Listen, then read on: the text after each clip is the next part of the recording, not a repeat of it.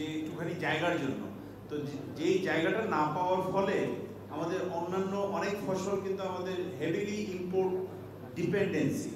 তো সেই আঙ্গিকে আমি বলতে চাচ্ছি যে চালকে কিভাবে করে আমরা ভবিষ্যতে মানে আরো বেশি পার ইউনিট প্রোডাক্টিভিটি ইল্ড বাড়াতে পারি, that should be the biggest challenge এই মুহূর্তে বাংলাদেশের খাদ্য নিরাপত্তার জন্য। কারণ চাল মানে উৎপাদনের জন্য আমরা জমি যতক্ষণ না কিছুটা রিলিজ না করে দিচ্ছি, কারণ আমাদের টোটাল ফার্মল্যান্ডের আপ টু 70-75% শুধু চাল উৎপাদনে যদি চলে যায়, অন্য ক্রপ কি করে হবে? তো সেই জন্য আমি বলবো যে we need policy support heavily for more research and development R&D in rice research. ধন্যবাদ। Thank you. এটা আমি আমার কিছুটা ধারণা দিচ্ছি আমাদের ব্রিডিং সাইকেলে কিভাবে চলতে চাই, যে এখন আপনাদের যারা সিনিয়র যারা আছেন, মাসুম স্যার।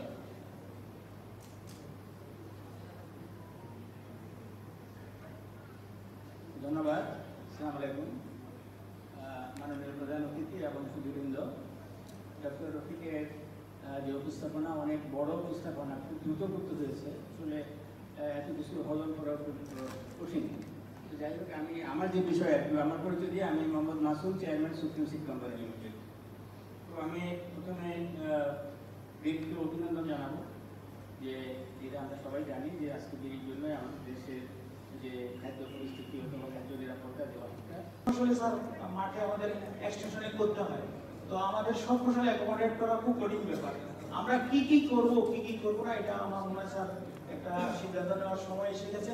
আর আমার এফএমপিএসটি ডিভিশন, স্যার আমি কিন্তু এই প্রতিষ্ঠানে চাকরি করছি, আমার এফএমপিএসটি ডিভিশন এবং আমাদের বর্তমান DG director research director admin এবং আমাদের গবেষকদের যথেষ্ট সক্ষমতা আছে, তারা এই উদ্দেশ্যটাকে মানে অ্যাচিভ করতে পারবে। Thank you very much.